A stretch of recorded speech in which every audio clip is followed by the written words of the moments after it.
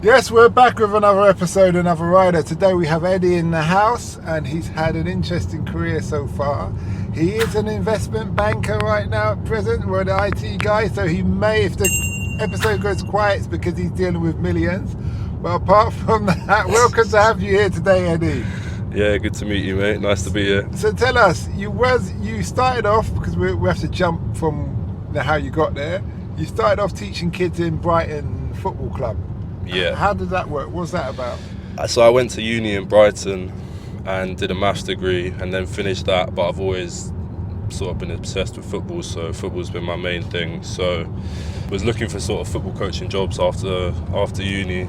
Not that that relates to my degree at all, but yeah, found a charity in Brighton and worked with them doing like school clubs, after school stuff, lunchtime stuff. What was your degree about? My degree was in maths. It was just like straight maths. So was it? Yeah. So yeah, you end up in IT. yeah, basically, yeah. But yeah, a few steps in between. So I was a maths teacher for a bit at a secondary school, and then came back to London and got this job. So you've gone from two jobs which are care in nature, maths and football, dealing with the young, to give me the money, show me the money. What happened there? Yeah, that's a good point, actually. Very good point. Oh, something that's coming, actually. Give me a sec. Don't worry, you do your thing, mate. Yeah, I'll tell you what, I find this job a lot less rewarding, but it's not too stressful. So, really, there's a balance in, there's like a sort of balance in everything, isn't there? Like, teaching was a lot more rewarding personally, but it was a lot more stressful, And I think schools are so underfunded these days that you're having to do a lot of stuff that you shouldn't be doing as a teacher, really. So I was having to teach other subjects. I was having to do a lot of admin that a teacher shouldn't be doing, which is just the way these days, because all what was schools the admin for?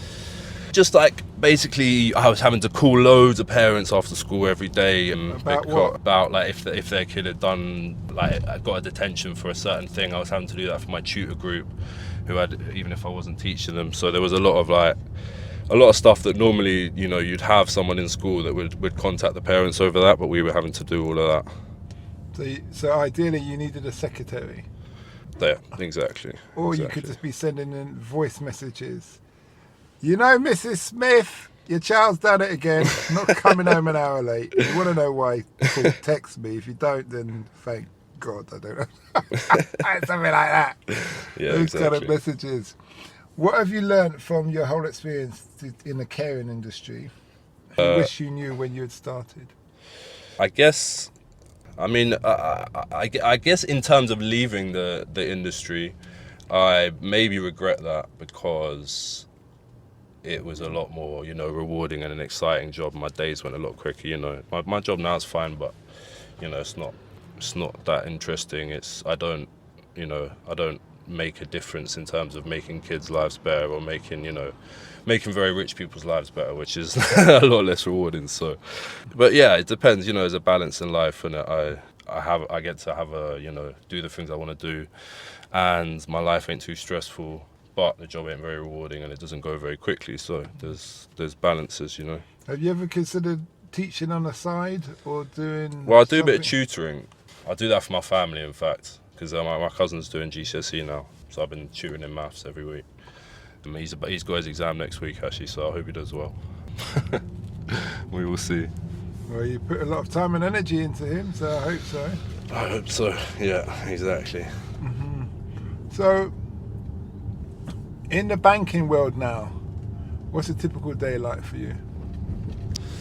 Typical day, start around 8:39. I can't say too much about what I do. Okay. But it's working in like trading and like trade blocking. So we sort out trading for the salespeople come to us. They have trade blocks. We figure out why it's blocked and get the correct documentation if needed. So that'll be like a big sort of branch of any bank, really. Like you have to have like the sort of regulations teams and things like that. Mm-hmm. Not very interesting, but. Okay. All right. If anybody wanted to get into teaching, what would be your advice to them?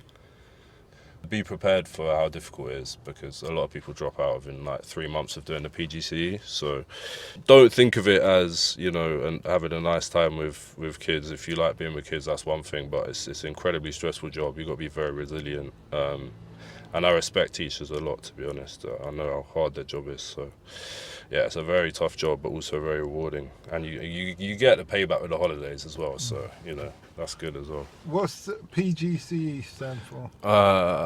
Postgraduate certificate in education, I think. That's what every teacher has to do. Well, you can do different avenues or different forms of it, but effectively, yeah, you have to do that to become a teacher.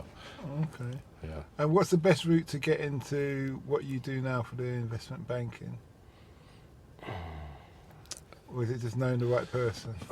I guess so. I to be honest, I don't know really. I would say there's just certain skills you've got to have. I mean, the thing is, like, our investment bank is huge. There's tons of different things you can do within it, but, you know, specifically for me, you need to have good, like, Excel skills and things like that, you know, like good, like, computer skills, really, and understanding of, like, different computer programs, I guess.